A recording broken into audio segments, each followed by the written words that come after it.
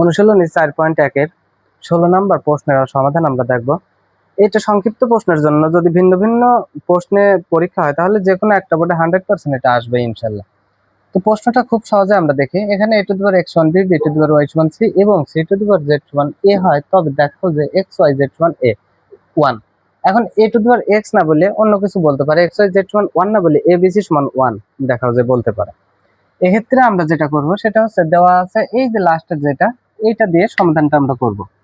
আমরা পরীক্ষার হলে এই যে 16 নাম্বার দিলাম, এখন দেওয়া আছে আমরা এই সংক্ষেপে লিখলাম c to the power z সমান a।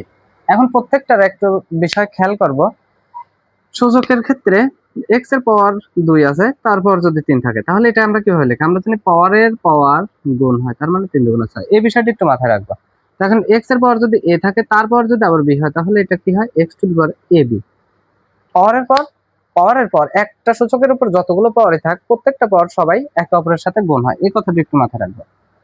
এখন c to the power z সমান a।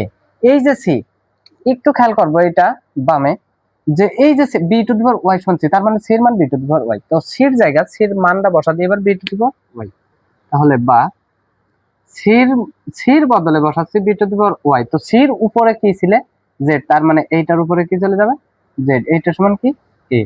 এখন বা এই যে পাওয়ারের পাওয়ার গুণ হয়, তার মানে b to the power y z এরকম আসে, যে b to the power y z এরকম আসে।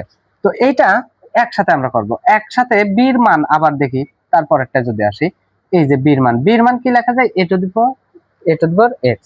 তাহলে b এর জায়গায় আমরা লিখি a to the power x এবং এইটার উপরে কি আছে? yz, উপরে yz। বুঝছি মনে হয় এটা এই জায়গায় হচ্ছে এই বোঝার এইখানে, তাছাড়া কিছু না।